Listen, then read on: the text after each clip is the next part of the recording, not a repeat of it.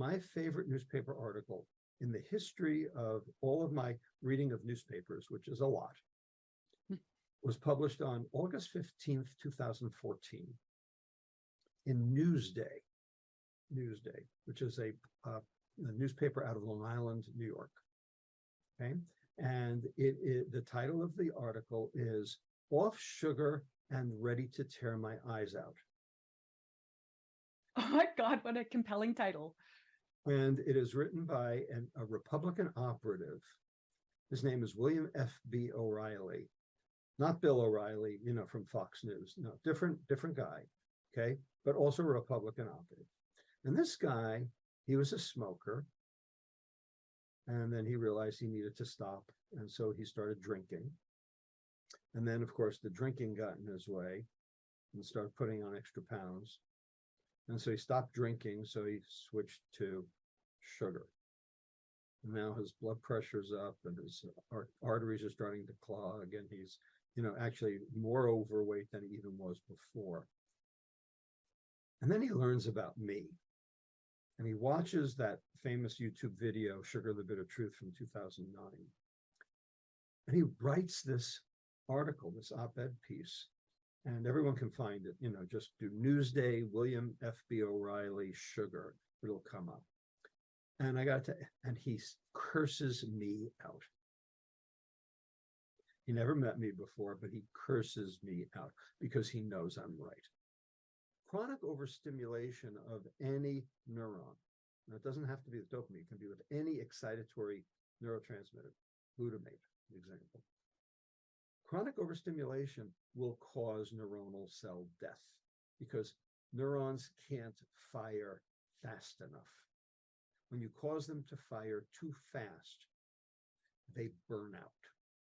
You burn out the machinery that allows those neurons to maintain themselves and to rest and get ready for the next stimulus. And the reason we know this is because of kids with chronic seizure disorders. So when a 2-year-old or 3-year-old has status epilepticus and they go into nonstop seizure, we have to break that seizure. The longer that seizure goes, the more brain tissue is going to be lost. It's going to infarct. It's going to basically die. Right? So it behooves us as pediatricians in emergency rooms to stop that seizure as fast as possible. Okay? Because you're trying to preserve that kid's brain. All right? So chronic overstimulation of any neuron leads to neuronal cell death. Glutamate, chronic glutamate. That's why they always, made, big deal about MSG. Mm-hmm. Well, dopamine is an excitatory neurotransmitter. Now, neurons don't want to die. So they have a survival mechanism. They have a plan B. They have an alternative. They downregulate the number of receptors. So there's less chance that any ligand, any hormone or neurotransmitter will find a receptor. There are fewer of them. Okay? And if there are fewer of them, then there's less chance that the cell will fire. So what you end up with is more and more for less and less. And that's the law of diminishing returns. That's called tolerance. Okay? That's one reason why addicts will shoot up even more and more than what they did before and won't even be able to feel it. They use more and more to get less and less because there are fewer receptors to be able to be able to see the dopamine. Okay? And when those neurons actually do start to die, that's addiction. And those neurons don't come back. They do not come back. They do not come back. They do not regrow. You cannot regrow dopamine cells that you've burnt out? Correct. Or neuroreceptors? Correct. No way. And that's why when you take a hardcore addict who's had their neurons lost and you get them into rehab, they're miserable. and they go clean. They are miserable. Yeah. And the reason is because they have less dopamine now to start with. Because they've lost those neurons. They're dead. So they can only get this much of a response, whereas they used to be able to go all the way up. And now they only get like half a response or a quarter of a response. And it doesn't feel good, which of course is why so many of them will then say, oh man, I feel like shit. I need to go back and use more. And now they're recidivists. That's why there's so much relapse. And it's also, they use the dose that they used to start with, that they were on, before they quit. Okay. And that's why so many of them end up, succumbing, and how many died, like John Belushi Overdose. and Philip Seymour Hoffman and Amy Winehouse, etc. Okay. So it all makes sense when you understand how the dopamine system works. Point is, when you're addicted to one thing, your dopamine receptors are downregulated. Well, that dopamine system is the same dopamine system no matter what your drug of choice. Whether it's cocaine, whether it's heroin, whether it's nicotine, whether it's alcohol, whether it's sugar. Point is, you are addicted to all of them. You're addicted to one, you're addicted to all. And so all you end up doing is playing this little hopscotch game of addiction transfer. So you end up switching from smoking to drinking, drinking to eating, just like this William F.B. O'Reilly did. Okay, addiction transfer. You know who the world's expert on addiction transfer is? Oprah. Oprah, really? Yeah, this is what she did, her entire life. Oh, you mean living out? I see. Yeah, interesting. Okay. So we need to understand that addiction, that dopamine is the wrong goal.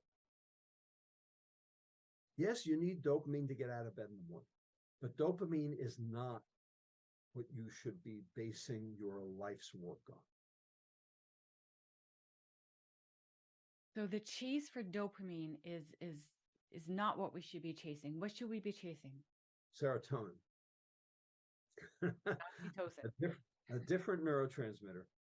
The contentment neurotransmitter.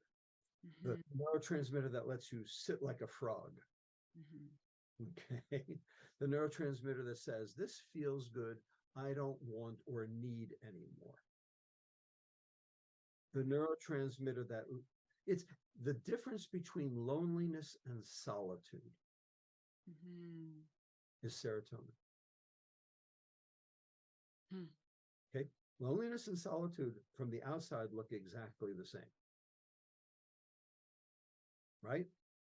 But on the inside, they're very different. Yes. Why are they different?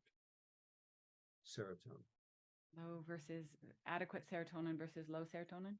Correct. And here's where the plot thickens, doesn't it, Dr. Lustig? Because I know for a fact, from the work of Dr. Kathleen Desmaisons, that sugar also spikes serotonin, which means that there's downregulation of serotonin receptor sites. Do those ones come back? No, well, so yes. So serotonin is an inhibitory neurotransmitter. So only excitatory neurotransmitters downregulate their own receptor. Oh. Inhibitory neurotransmitters don't. They don't burn out the same way. They don't need to because the neurons don't burn out because they're inhibitory. So they're not over-exciting the next neuron. Oh, so that's hopeful. So even though we think we've pooched our brains with our addiction, we haven't, because the real neurotransmitters, the inhibitory ones, are still capable of being restored and repaired. This is why yoga and mindfulness and walks in nature and music and hugs, psychedelics, okay, are a thing. They're all trying to boost serotonin.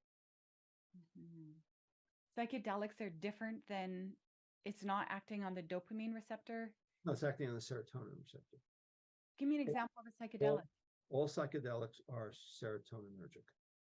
Really? Is that like magic mushrooms? And yeah, magic mushrooms, psilocybin, peyote, mescaline, DMT, MDMA. Well, MDMA is different because MDMA is a dopamine and serotonin reuptake inhibitor. So it does a little of both. But yeah. Interesting. Interesting. This is in I chapter just 8 of my assumed. book, Hacking the American Mind. Okay, okay. I have not read that book, obviously. Well, that's the book you should read in Florence for sure. Clearly, I'm really interested in this. Okay, I feel like I've missed out. Um, right, fascinating. I didn't know that. I just assumed all drugs of use and abuse are somehow working on the dopamine receptor sites. No, they're not. And yet, when you come off By those the way, drugs, you actually, what you said is actually true. All drugs of abuse. The question is, are psychedelics drugs of abuse? No. is pot a drug of abuse? Like a drug of abuse? Yes, pot's a drug of abuse. It acts on dopamine. It acts on dopamine, also acts on endocannabinoids, Mm. but it does not act on serotonin. What about alcohol? Alcohol acts on dopamine. It does, yeah. Fascinating. Alcohol actually lowers serotonin. And it lowers The serotonin. stress lowers serotonin big time. Mm-hmm. Mm-hmm. And the good news is that that part of the brain can be repaired. That's the most hopeful thing. Because it's a little depressing to think we've burnt out all of our dopamine receptor sites. So maybe we live a little more low-key life if we've, done a lot of drugs and burned out those dopamine receptor sites. Well, one way to help that is to cut the sugar. Totally. Because we're literally burning out our dopamine, our feel-good, drive, excitement, adventure, bliss neuroreceptors are literally being burnt out by the consumption of sugar. That's right.